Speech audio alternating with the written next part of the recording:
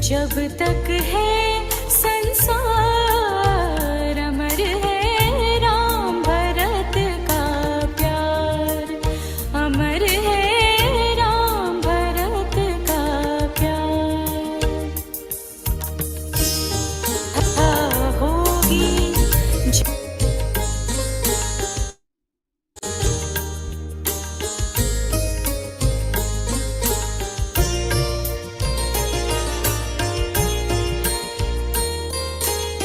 सुना भरत ने हुआ राम को जैसे ही वनवास,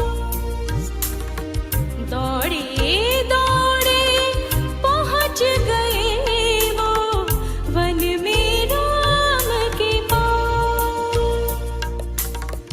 राम के बदले न था भरत को राजपाट स्वीकार, अमर है राम भरत का प्यार, अमर है राम भरत का प्यार।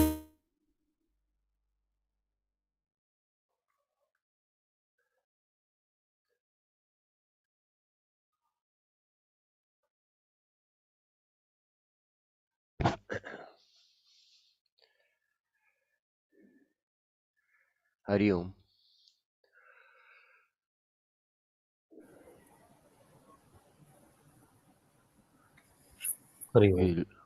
We'll chant the invocation.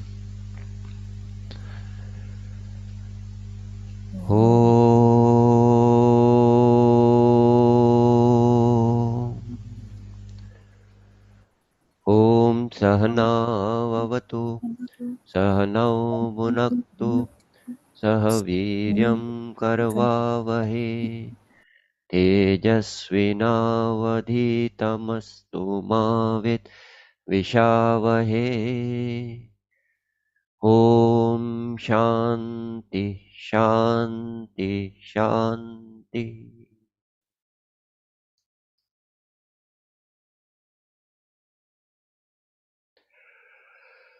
We'll have the chanting of the verses now.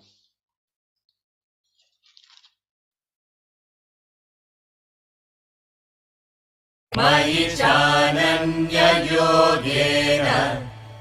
भक्तिरव्यभिचारिणी विविक्तदेशसेवित्वम् अरतिर्जनसंसदि अध्यात्मज्ञाननित्यत्वम् तत्त्वज्ञानार्थदर्शनम् एतज्ज्ञानमिति प्रोक्तम् अज्ञानम् यदतोऽन्यथा ज्ञेयम् यत्तत् प्रवक्ष्यामि यज्ञात्वामृतमश्नुते।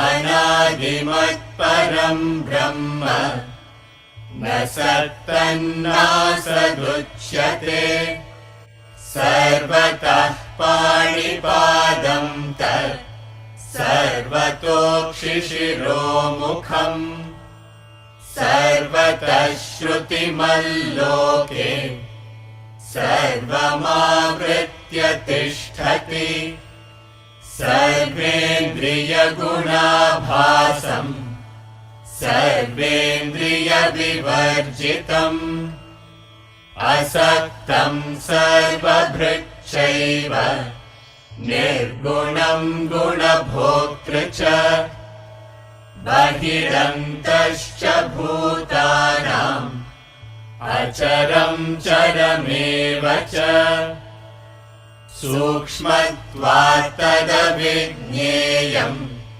दूरस्थम् चान्तिके च तत् अविभक्तम् च भूतेषु विभक्तमिव च स्थितम् भूतभर्तृ च तज्ज्ञेयम् ग्रसिष्णुप्रभविष्णु च ज्योतिषामपि तज्ज्योतिः तमसः परमुच्यते ज्ञानम् ज्ञेयं ज्ञानगम्यं हृदि सर्वस्य विष्ठितम् इति क्षेत्रं तथा ज्ञानं ज्ञेयं चोक्तं समासतः मद्भक्त एतद्विज्ञाय मद्भावायोपपद्यते प्रकृतिं पुरुषं चैव विद्यनादि उभावपि विकारांश्च गुणांश्चैव विद्धि प्रकृतिसम्भवान्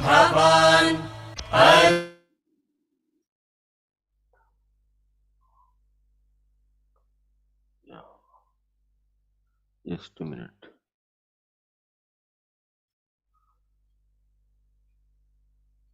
I think there's some disturbance in the.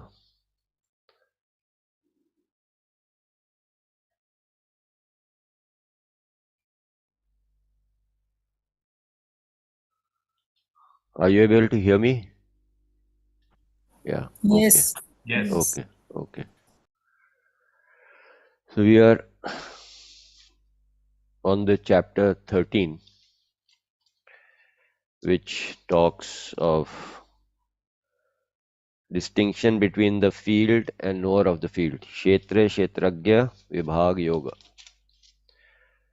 The chapter had started with Arjuna's question, various questions he had asked, difference between matter and spirit, field and the knower of field, knowledge and that which is to be known.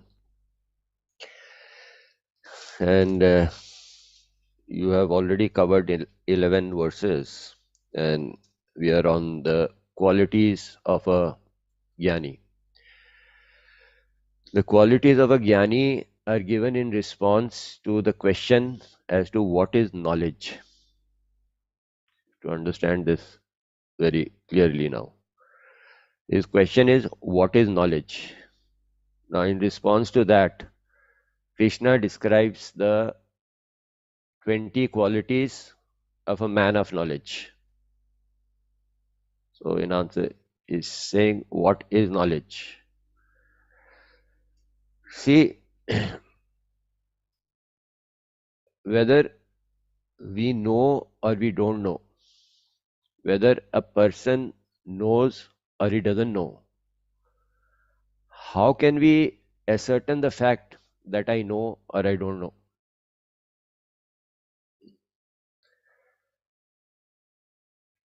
We all understand that in gaining knowledge, the first step is to gain information. Information has to be translated into understanding, and understanding has to be further translated into an experiential aspect, direct experience. Now, there is a lot of information doesn't necessarily automatically lead to understanding.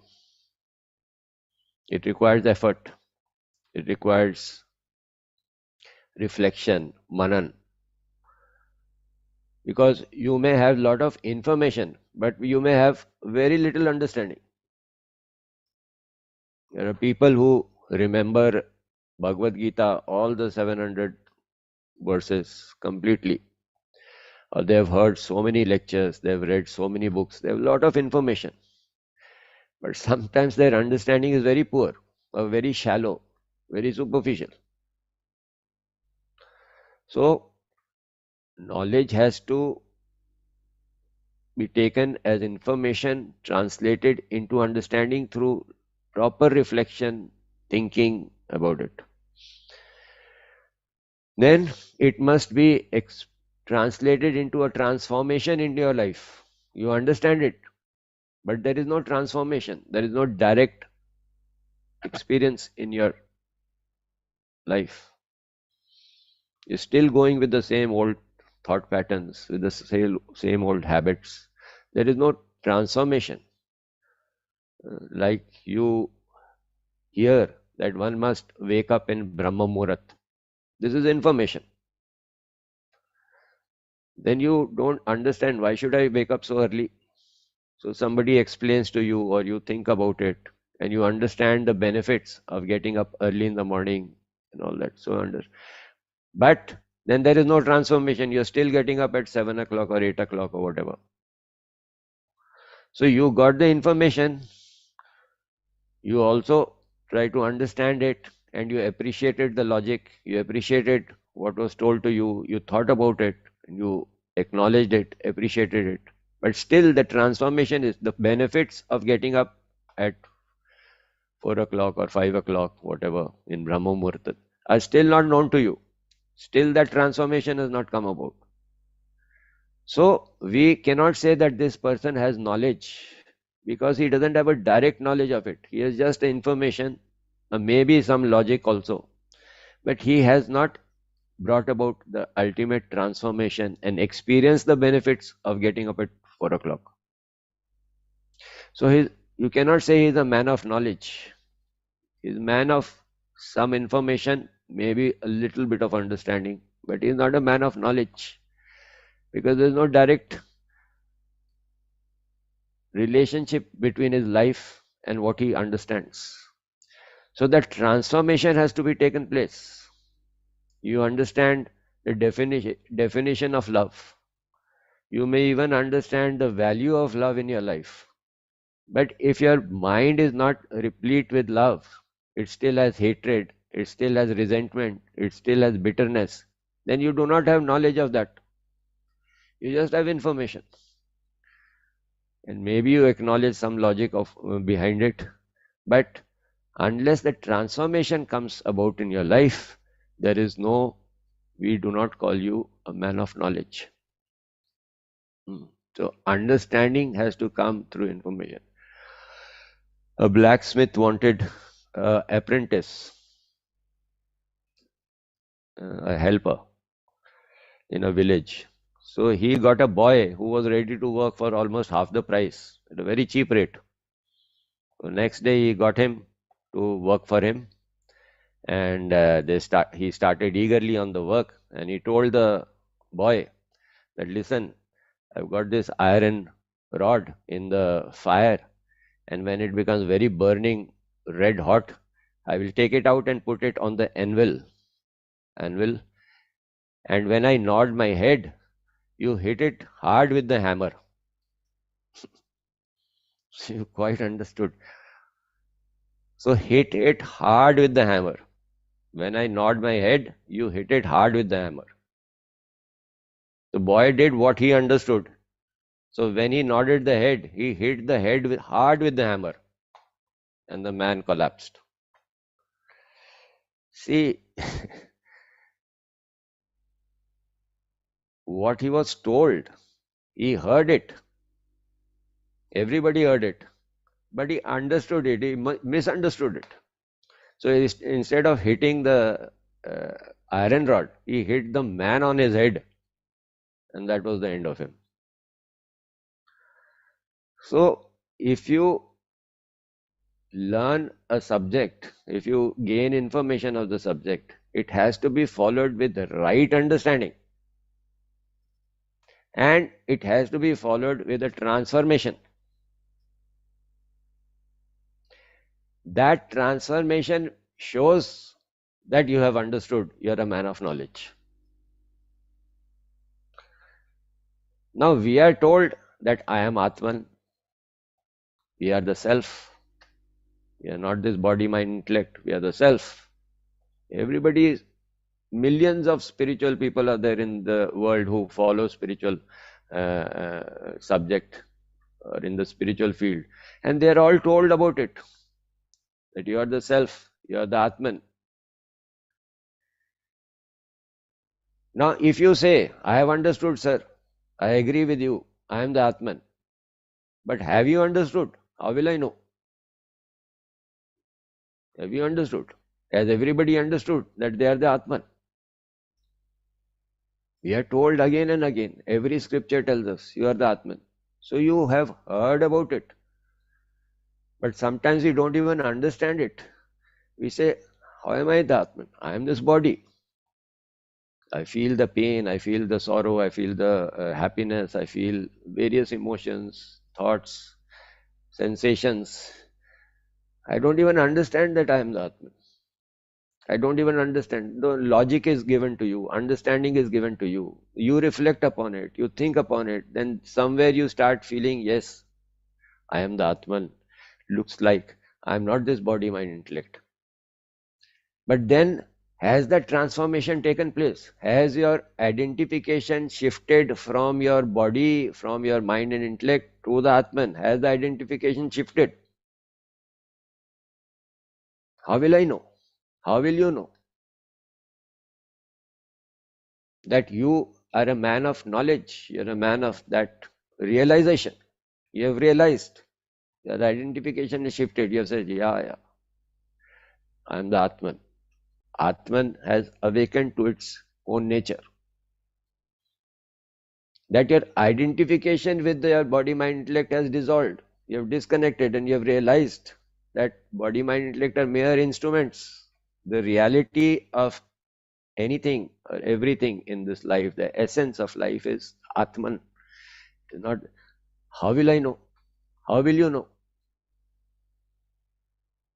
So there directly it cannot be known because you don't have the direct realization. How will you know somebody is realized? We just make a statement. So these qualities give us a guide line that a person who has these qualities, these symptoms in his personality, understand that he has recognized the truth. He is a man of realization, he is a man of knowledge. This is knowledge. None of the 20 qualities has he spoken about that you are erudite scholar, that you have gone to all the temples, all the tirths, that you know so many shlokas, that you are adept in any particular language. Nothing. Those qualities like humility, unpretentiousness, forgiveness, detachment, these qualities if you have, then you are a man of knowledge. That means you have recognized the truth. Somebody was asking a question. Who was that? I think they put their hand away. Somebody wanted to ask a question. Okay.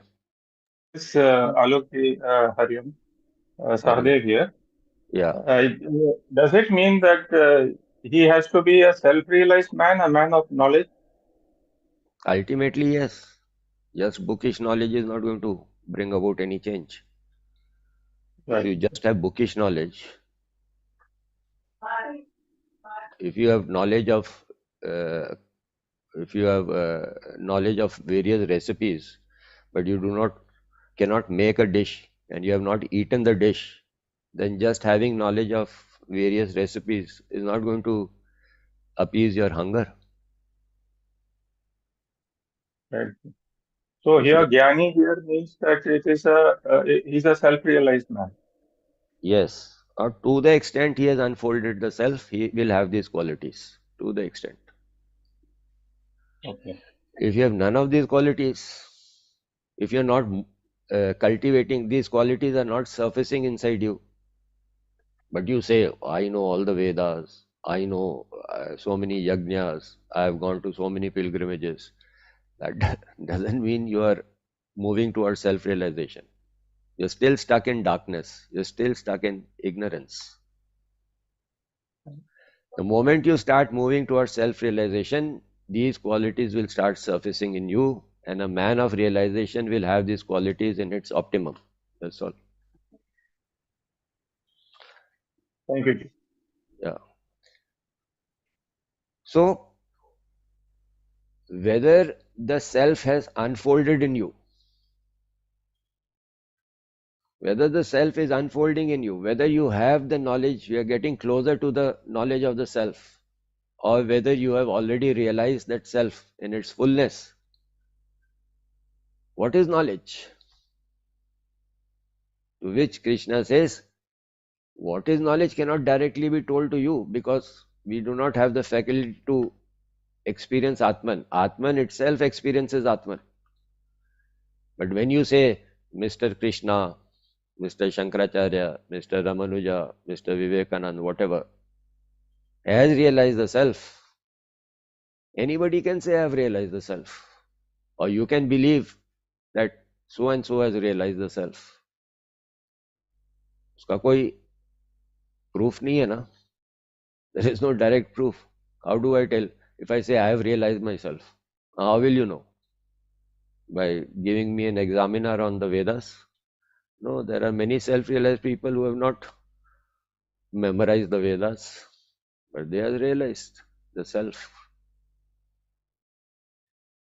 So therefore these 20 qualities, just like in the last chapter, in 12th chapter, who is a bhakta? Not a person who merely goes to a temple, not a person who sings bhajans, not a person who just takes Lord's name. But he has to have those symptoms. If those symptoms are not coming into him, then he is not a bhakta. He is just doing certain activities which are called spiritual activities, but they are not helping him or aiding him into going towards realization. So bhakti means having a bhakta who claims to be a bhakta. If I claim to be a scientist and I don't even understand a 7th class physics book, then how am I a scientist? If I don't understand the different aspects, laws of life, then how am I a scientist? A scientist has a certain characteristics. A medical practitioner has a certain characteristics. Similarly, a spiritual man, a bhakta, has a certain characteristic. If he is a jnani, he has a certain characteristic. If those characteristics are growing into you, then the knowledge is of two types. One is para and one is apara. Para knowledge is that which is transcendental, and apara which is within the terrestrial, which can be contacted with your intellect, which can be translated through the intellect. For example, all the sciences, all the university studies that we do is apara. It is transacted through the intellect. So you understand physics, you understand mathematics, you understand biology, etc., through the intellect. Now you will be surprised, or you may already be knowing, apara, all the scriptural knowledge, even the Vedas are called apara. Only the Atman is called para.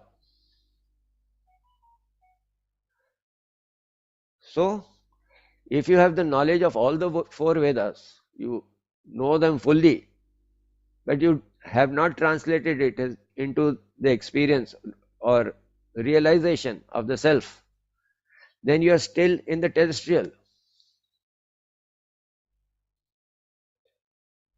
Para means you have realized the self. You have the knowledge of you have realization of the self.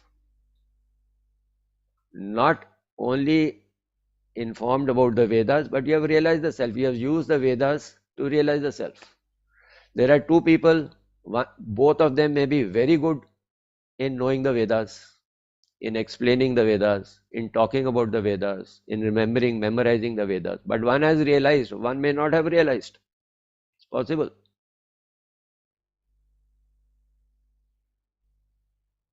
The one who has not realized, but he knows the Vedas and is not moving towards realization also. In fact, he is moving more towards his ego. Then he will not show these characteristics. Then you cannot call him a man of knowledge. You can call him a scholastic person, but you cannot call him a man of knowledge. He is a scholastic person. You have to distinguish between a scholastic person and a realized person who has the knowledge of the self, who has realized the self. They are two distinct. You cannot take a man of scholasticism, a man who is doing mere tapasya, to be a man of knowledge. He may be still working within the realm of his ego. He has not transcended his ego. He has not gone beyond the ego. So he is still apara. Para means that. So Vedas are a means. Atman is the end. If the mean doesn't translate into the end, then it's of no use.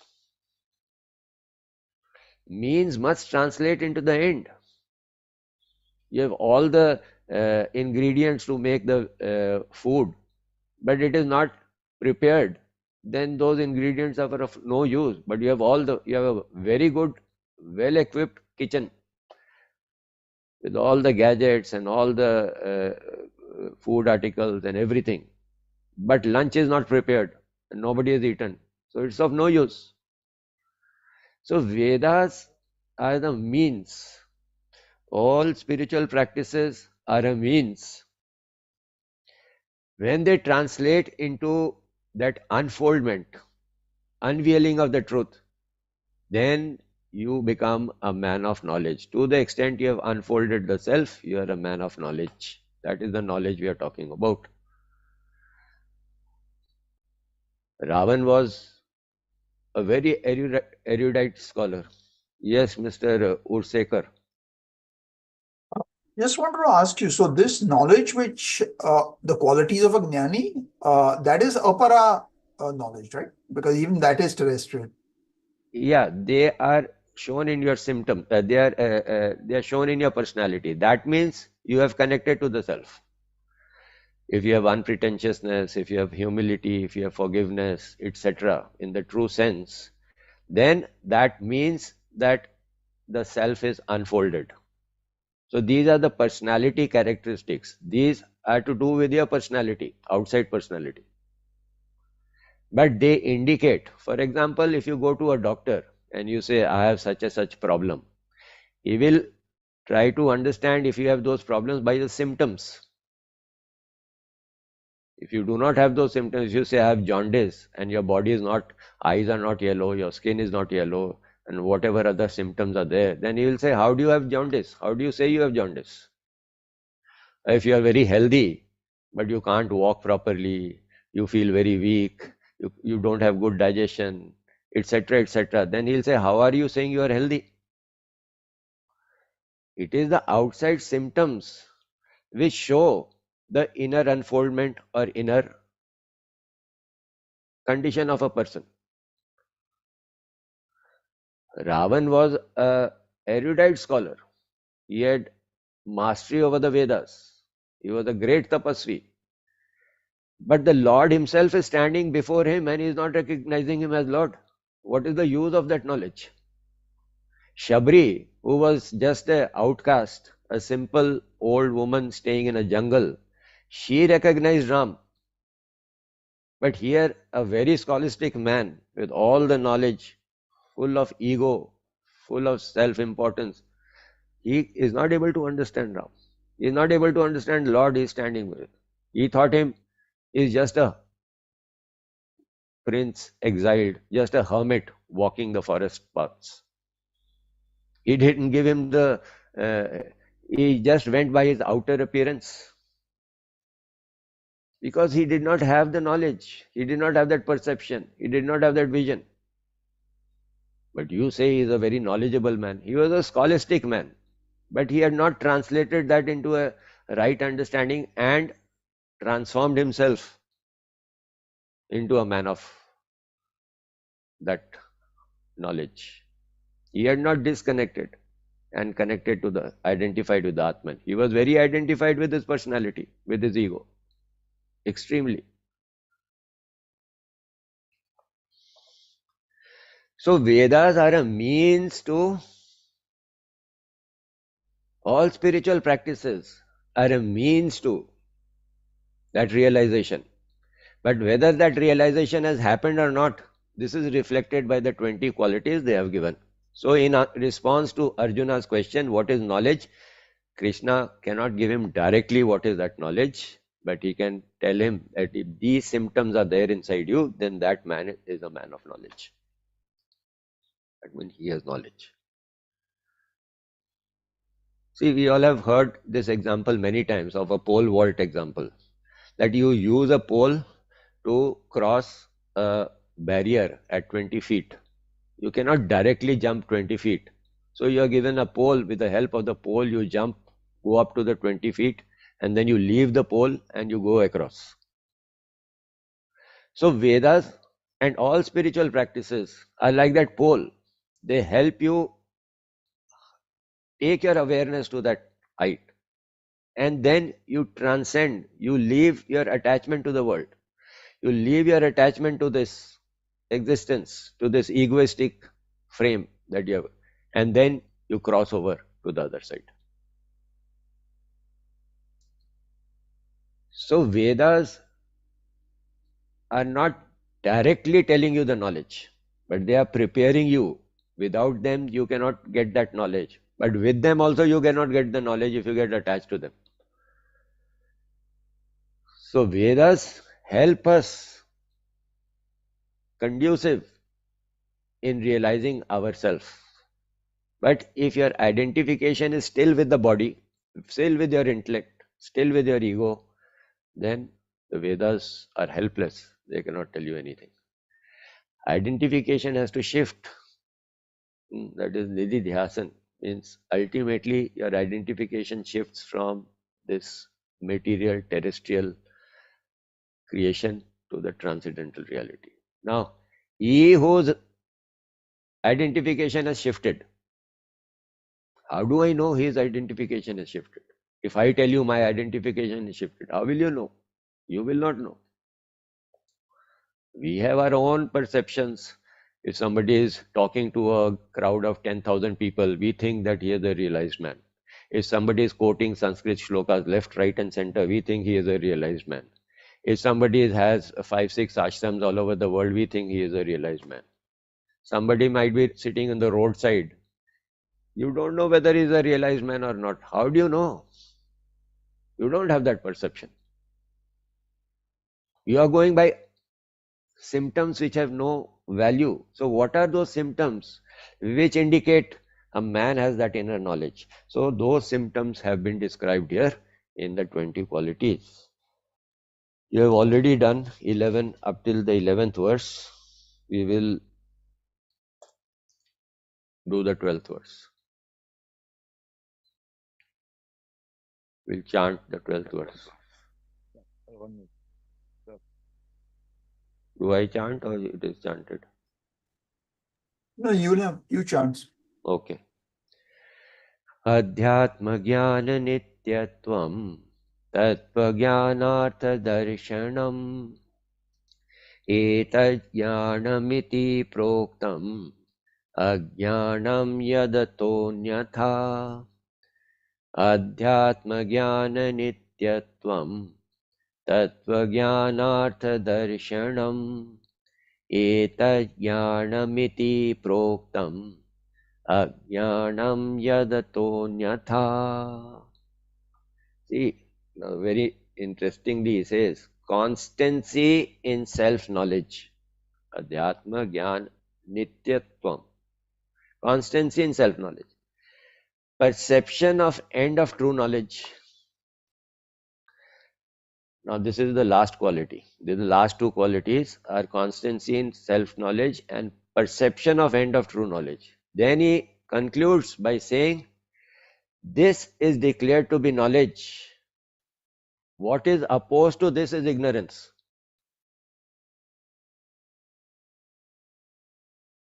See? What is declared to be knowledge?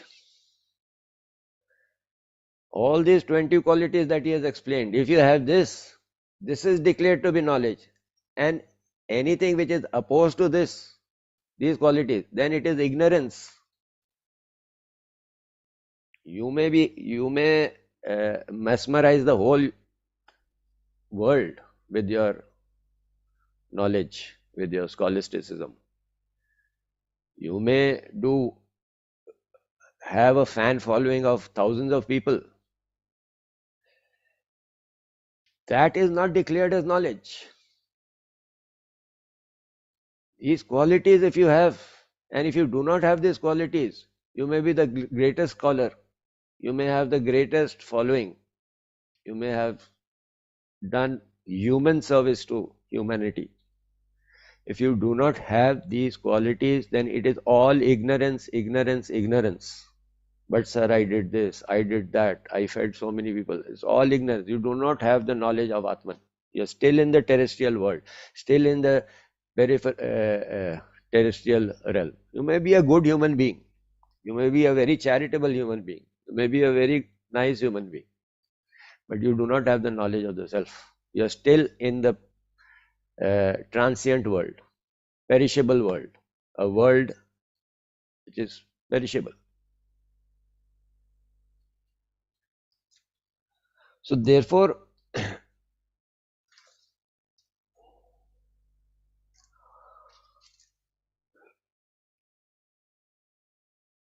he who has this is declared to be knowledge, and that which is doesn't have, it is ignorance.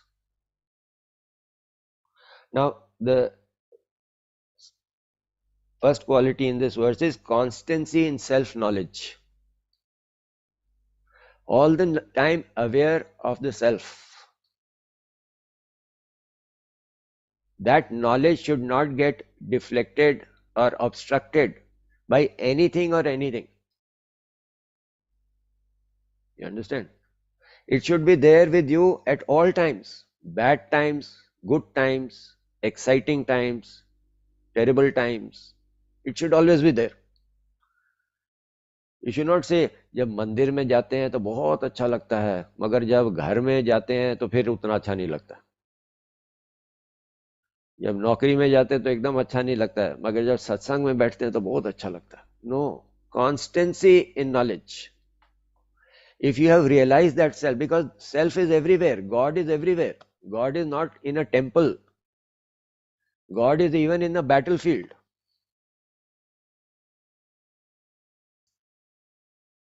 हम लोग क्या करते हैं कि 1 घंटा पूजा कर लिया, आधा घंटा पूजा कर लिया, बस हो गया काम, दरवाजा बंद किया, and get involved in the world. Forget about the self, forget about God, forget about that awareness. That awareness goes away. And you're not a man of knowledge. जब मंदिर में बैठते हैं बहुत पीसफुल लगता है, मगर जब मार्केट प्लेस में जाते हैं तो माइंड शैटर्ड हो जाता है. Then you have not realized that, because that is not selective on a particular time, in a particular place. No, it is everywhere, all the time there.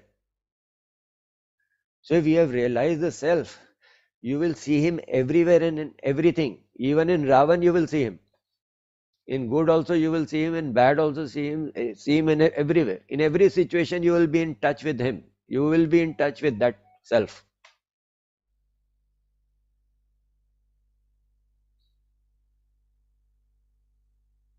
So when we go to a temple, yes, you feel very nice, your mind feels very settled, your mind feels very connected. Now you must carry that feeling with you in your day-to-day activities also. Exercise करते हैं तो बहुत अच्छा लगता है, मगर जब exercise छोड़ देते हैं तो फिर वीक हो जाते हैं. ऐसे थोड़ी ना होता है. If you exercise every day, whole day, you will feel healthy. Similarly, if you have done your studies every day, if you have done your morning practice every day, if you get up in the morning and during the day you do your spiritual practices, the effect of that spiritual practice should spread throughout the day. Even when the boss is shouting at you, your awareness of the self doesn't go away. Even when you are felicitated with great honors, the awareness of the self doesn't go away.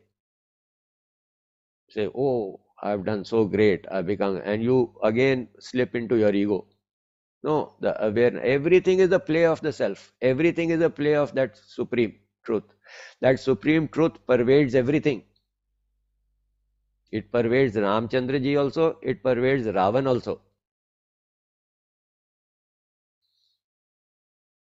Yes, outwardly the Leela is different. Ramchandra ji has a different role, Ravan has a different role, Vibhishan has a different role, Hanuman ji has a different role. The roles are different, but underlying reality is the same. So if you have understood that underlying reality, then that perception doesn't go away from you at any time, at any place. That constancy in self-knowledge, a person who has that constancy, because you have hit that constant factor. You have hit that constant factor. You're not at the level of the mind which swings into moods, not at the level of the intellect which has different opinions, different thoughts at different times. You have hit the base, you have hit that all pervading reality inside you. So even when you are having a great argument with somebody, the thought of the self doesn't go away. When we are enjoying a nice party, having a good time at a party, the thought of the self doesn't go away. The connectivity with the self doesn't go away.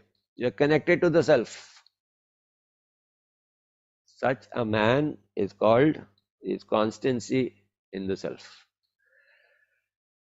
Somebody had asked a question just now, difference between I think 17th, 18th.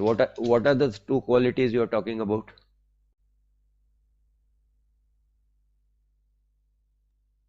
Is one minute. Resorting to solitary place and detest for crowd of people. Yeah, just put in the positive in the negative manner. Means, see, solitary place means where there are no distractions. Okay? If your mind, so a person who is connected to the self, he doesn't like to get disconnected from there. So a Jnani wants to be all the time connected to the self. He doesn't like distractions. So he will resort to places which are conducive or helpful for him to connect to the self. And distaste for crowd of people is again when he see where there is a crowd means supposing you are sitting in a satsang like we are having satsang here, 30 odd people are there, we don't find a distraction. Crowd means where there is no oneness, there is plurality, duality, differences, everybody is on his own trip. So you that sense of duality comes into you. You don't like crowds because it disconnects you. So it's both qualities are similar. One is put in a negative manner, one is put in a positive manner. Distaste for crowded people and a love for solitary places.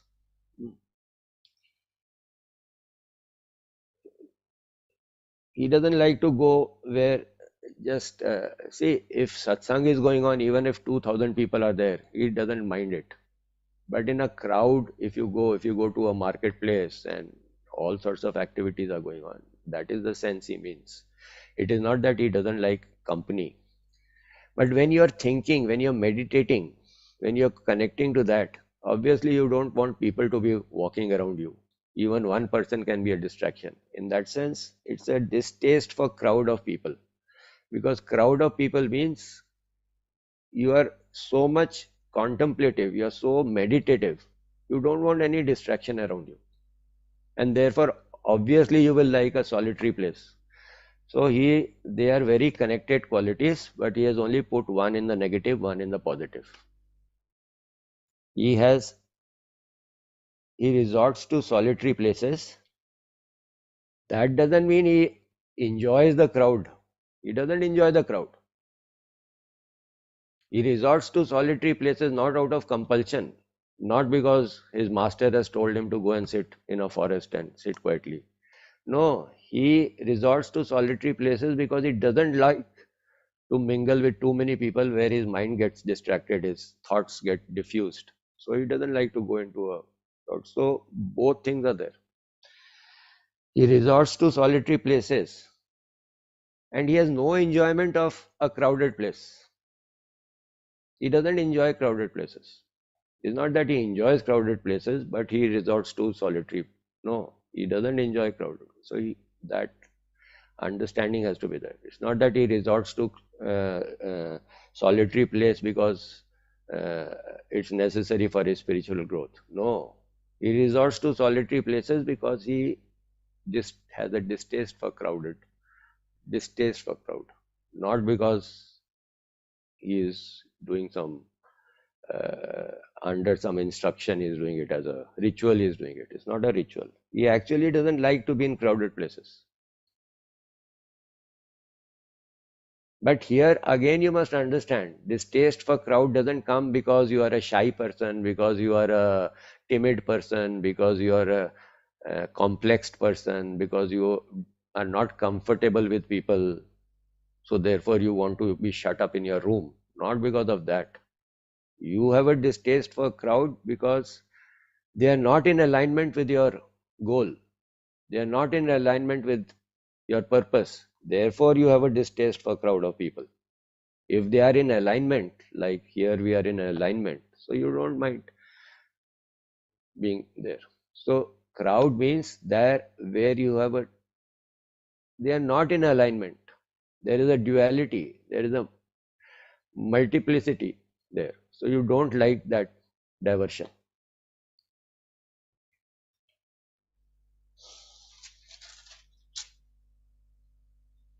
Now, constancy in self-knowledge. Yes, Mr. Quatra, Miss Quatra. Anji. I just give a thumbs up that what you spoke was good. I didn't raise my hand. I'm sorry. I Acha, will just give a thumbs up. acha, sorry. Yeah. It's okay. Yeah. Acha. Constancy in self-knowledge. You have to make a practice, a habit of being constantly aware of these principles wherever you go. Whether you're working in an office, whether you're in your kitchen, whether you're in a party, this constancy has to be there. Then only the unfoldment is taking place. Then only that means you are unfolded. Oh, but when I go home, I feel very sad. I feel very unhappy. When I go here and there, then that means you're not in touch with that.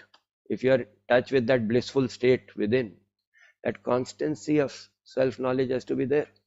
Outwardly, whatever it may be, outwardly you may be crying, outwardly you may be smiling, outwardly you may feel hot, outwardly you may feel whatever. These are outward things, but inside, constancy of that perception must be there. Don't go by the outward thing. Outward, the body will react in its way. If it is 45 degrees, the body will perspire. No, oh, but you are a self-realized person. Why are you perspiring? Are I am not a self-realized person. That doesn't mean I will not perspire. If you make me sit on a hot plate, I will be very comfortable as if I am sitting on a sofa. It's not like that. Internally, your constancy of perception is there.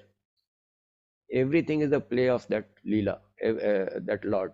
Everything is that Lord manifesting in this form. It is the Lord that is manifesting. And that constant remembrance of that Supreme Self, Supreme Being, Supreme Reality. Even in the good, even in the bad. Everything. That constancy. Then he says, perception of end of true knowledge. This is a very important point, very subtle and important point, where we make lots and lots of mistakes. You gain a little bit of strength within, you gain a little bit of understanding within, you gain a little bit of recognition from somebody, and you think, oh, I have achieved a lot, I have achieved a lot, I have achieved, I have realized the self. Just because you remember all the shlokas of the Gita and all other scriptures, you can quote, you can talk, you can impress people, you think you have gained something. Perception of the end of true knowledge. This is, many people get some siddhis and people start thinking that they have realized the self, they have realized the self, or the person has realized the self. Oh, वो तो बहुत powerful हैं, वो तो सबको ठीक कर देते हैं, वो तो सबके thoughts पढ़ लेते हैं. अरे, that is not the end of knowledge. You have miles to go before you sleep, miles and miles and miles to go before you sleep. Don't get distracted by anything on the way. Self-realization is subtler than the subtlest. Self-realization is not getting some power here, memorizing some shlokas here, getting a following here, becoming a very powerful speaker here, knowing a lot of bhajans to impress people. There is nothing to do with self-realization.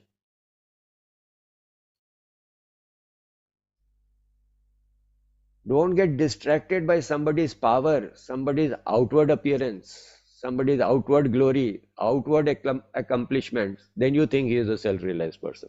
Arre. Self-realization is a very, very subtle thing. Will a Buddha call you a self-realized person? You may be a nice person, yes. You may have certain powers, you may have certain accomplishments, you may have certain subtlety in your personality. But that is not the end of the journey. We begin to become complacent, we begin to relax our efforts after some attainment in our spiritual journey, which may not be much of an attainment also. But you think, oh, I've achieved this. Oh, मैं तो बहुत पहुंच गया या वो तो बहुत पहुंच गए. उनकी क्या बात है, उनके तो हजारों लोग उनको मानते हैं. अरे उन्होंने तो सारे वेद कंठस्थ किए हुए हैं, उनके पास तो सिद्धियां ही बहुत हैं. That is not even quarter way of realization. Realization is a totally different thing. It has nothing to do with your outside personality. अच्छे अच्छे लोग मिक्सअप हो जाते हैं, अच्छे अच्छे लोग मिस जज कर लेते हैं.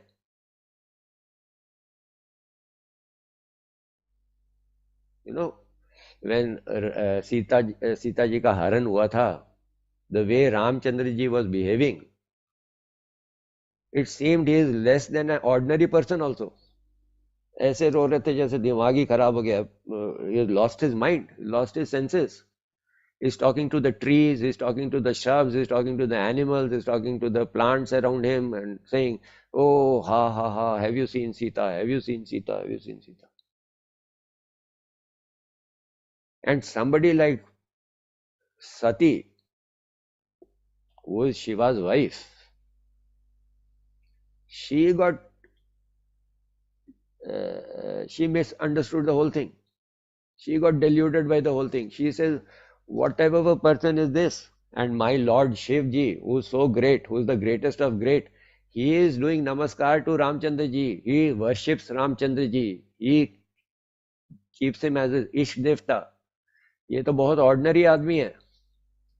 इसकी वाइफ चली गई तो देखो कैसे पागल की तरह इधर उधर भाग रहा है, कैसे बोल रहा है जैसे पागल हो गया. ऐसे सेल्फ रियलाइज लोग ऐसे काम करते हैं क्या? और शिव जी उनको प्रणाम किए जा रहे हैं, प्रणाम किए जा रहे हैं. शिव जी से, ओह, look at my Lord, what glorious. He is full of devotion, full of appreciation. And Sati is not able to understand. He says, you are Shiv. How can you get down to the level of worshipping a man who is so ordinary and in his expression? Look at his emotions. How is he feeling? So we misjudge, totally misjudge. So Sati went and tried to, in spite of Shivji's explaining again and again, she is not going to understand. So she says, no, I will go and take a test. So Shivji says, go, take a test. Then you will get into trouble. So she went, and where Ramchandra ji was running here and there, helter-skelter, looking for Sita ji and crying, she stood on the way in the form of Sita ji.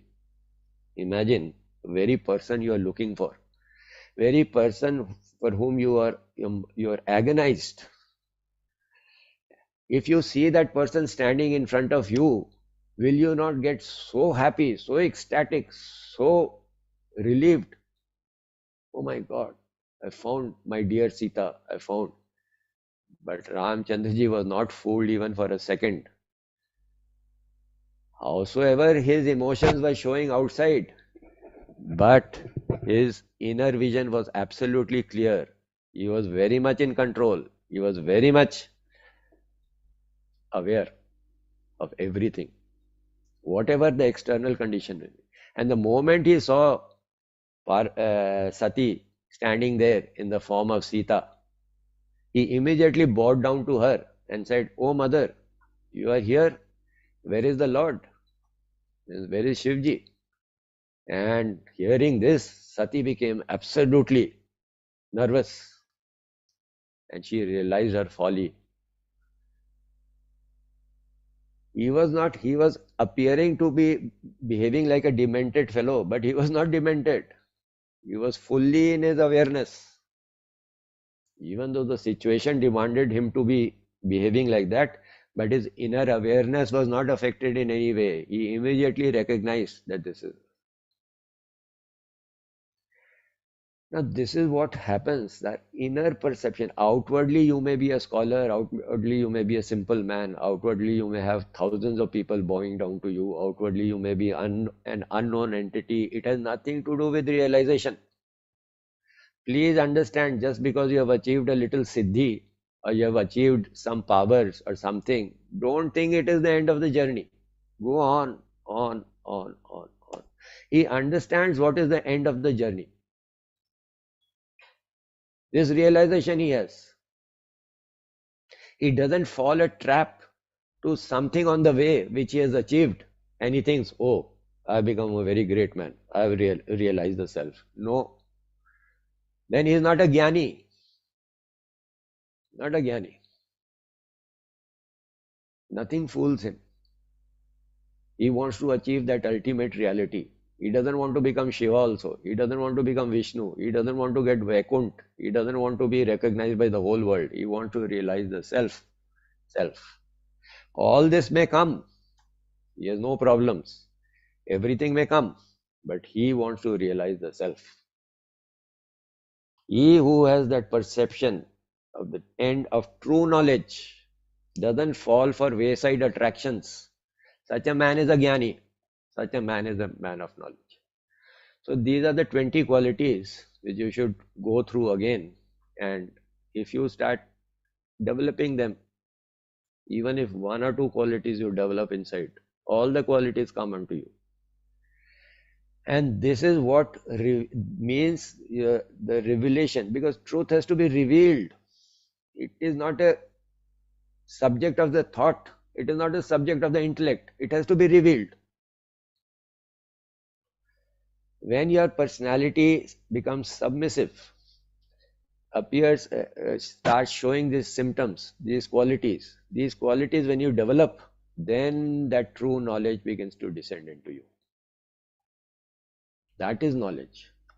So this is what Krishna, in answer to Arjuna's question, what is knowledge? Doesn't say knowledge of the self is the knowledge. That could have been a very straightforward, simple answer. The knowledge of the self is the knowledge.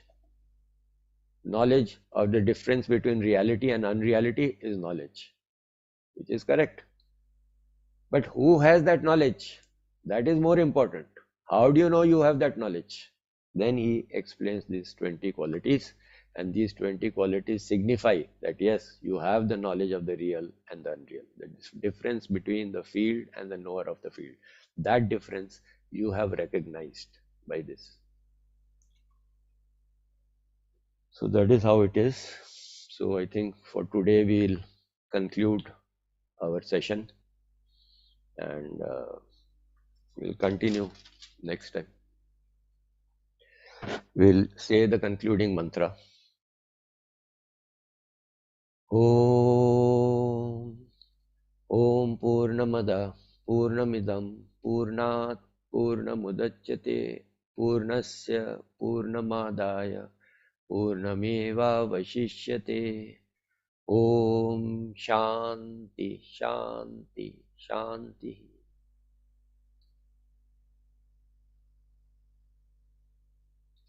Okay, thank you. Hari Om. Thank you, Alokji. Thank you, Alokji. It Thank was you, really Alokji. nicely explained. Thank you so much. Thank you. Hari Om. Hari Om. Bye.